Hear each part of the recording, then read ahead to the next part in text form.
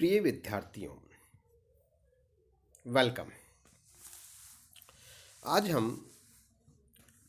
One dimensional simple harmonic oscillator के quantum mechanical discussion की बात करेंगे। हमारा ये डिस्कशन केवल क्वालिटेटिव रहेगा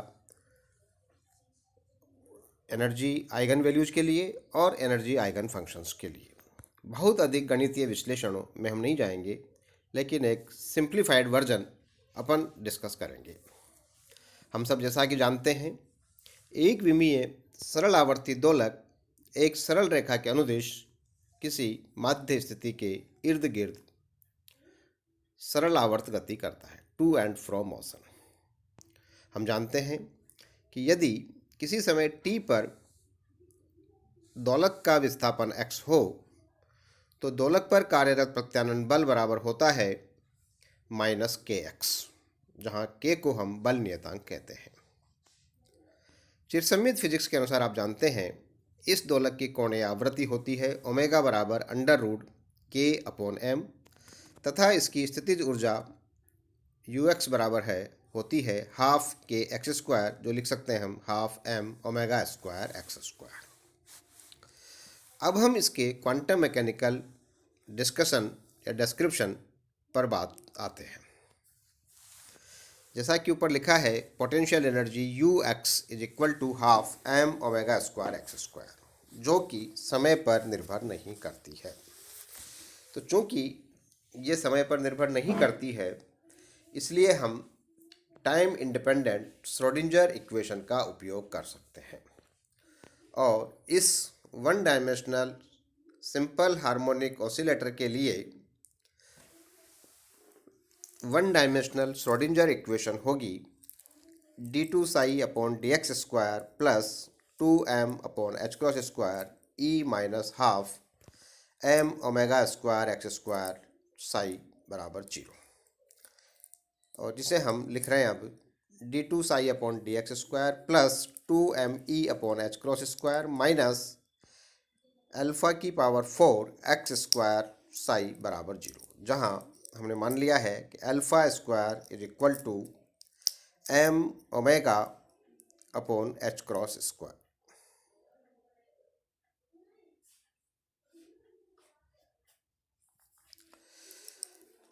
अगर हम एक और सब्स्टिट्यूशन कर लें इसे हल करने के लिए कि y बराबर अल्फ़ा x, तो ये हमारी जो इक्वेशन है वो लिखी जाएगी alpha square d2 psi upon dx square plus 2me upon h cross square minus y square psi बराबर 0।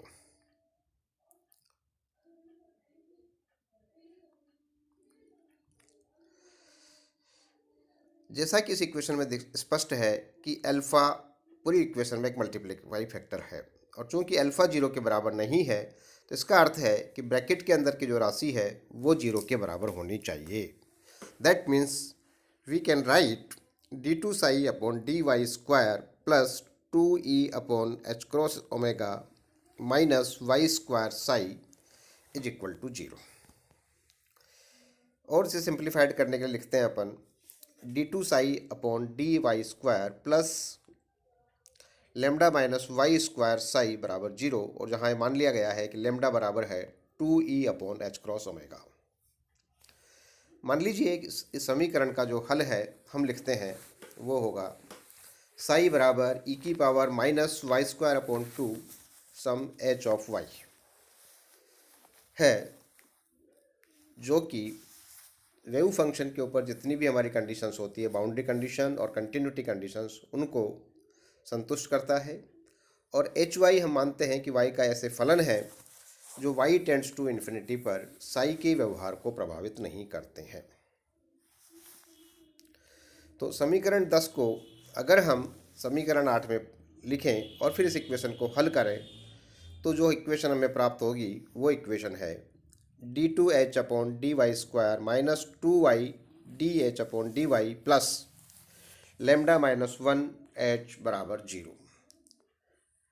शायद इस इक्वेशन को आप पहचानते हैं, आपने पिछली क्लास में इन इक्वेशंस के बारे में बहुत विस्तार से पढ़ा है। तो ये हमारी वेल नॉन हर्माइट इक्वेशन है। जिसके हल आप जानते हैं हर्माइट फंक्शन एच वाई होते हैं, और इन फलनों को हम y की घात श्रेणी के रूप में प्रसारित भी कर सकते हैं। पिछली क्लास में आपने Hermite equation, Hermite function, Hermite polynomials के बारे में विस्तार से पढ़ा है, और हमने उनकी ऑर्थोनॉर्मलिटी ऐसी जो कंडीशंस हैं वो सारे भी पढ़ी हैं। तो अगर हम उनको याद करें और तो हमको ध्यान में आएगा, और इसके ऊपर अगर हम इसको इम्प्लीमेंट करें तो हम जानते हैं कि एच वाई फाइनाइट हो, इसके लिए हमें कंडीशन प्राप्त होगी, और वो कंडीशन लिखी जाएगी लेमडा बराबर 2n प्लस 1, जहाँ n एक होल नंबर है जिसका मान 0, 1, 2, 3, 4 आदि हो सकते हैं। तो अब हम इससे एनर्जी के आइगन मान और आइगन फलन ज्ञात कर सकते हैं। अगर इस लेमडा का मान जो कि ई के रूप में लिखा गया था, हमने लिखा था 2e upon H cross omega, तो वहाँ पर से लिखें तो ई बराबर आता है हमारा H cross omega upon 2 lambda था। और लेमडा चूँकि बहुत सारे मान हो सकते हैं जो एन पे डिपेंड करते हैं, तो इससे हम ई के स्थान पर प्रयुक्त कर रहे हैं अब E n equal to half h cross omega 2n plus 1, या लिख सकते हैं h cross omega n plus half. इस इक्वेशन से आपको स्पष्ट पता लगता है कि ई के मान क्वांटाइज्ड होते हैं, अर्थात एक सरल आवर्ती दोलक की क्वांटम यांत्रिकी में जो ऊर्जा है वो क्वांटाइज्ड होती है। दूसरा महत्वपूर्ण तथ्य यहाँ मिलता है कि अगर हम n इक्वल टू 0 ले लें तब भी ऊर्जा का मान 0 नहीं आता है, बल्कि जो मिनिमम ऊर्जा आती है वो है हाफ एच क्रॉस ओमेगा। अर्थात क्वांटम मैकेनिक्स में क्लासिकल फिजिक्स के विपरीत न्यूनतम ऊर्जा 0 नहीं होकर हाफ एच क्रॉस ओमेगा होती है, और इस न्यूनतम ऊर्जा को हम 0 पॉइंट एनर्जी कहते हैं। तीसरा महत्वपूर्ण तथ्य दिखता है कि जो अलग अलग ऊर्जा स्तर हमारे हैं वे इक्वली स्पेस्ड हैं, अर्थात दो ऊर्जा स्तरों के बीच में जो डिफरेंस है वो एच क्रॉस ओमेगा है, और डिफरेंट ऊर्जा स्तर यहाँ चित्र में दिखाए गए हैं।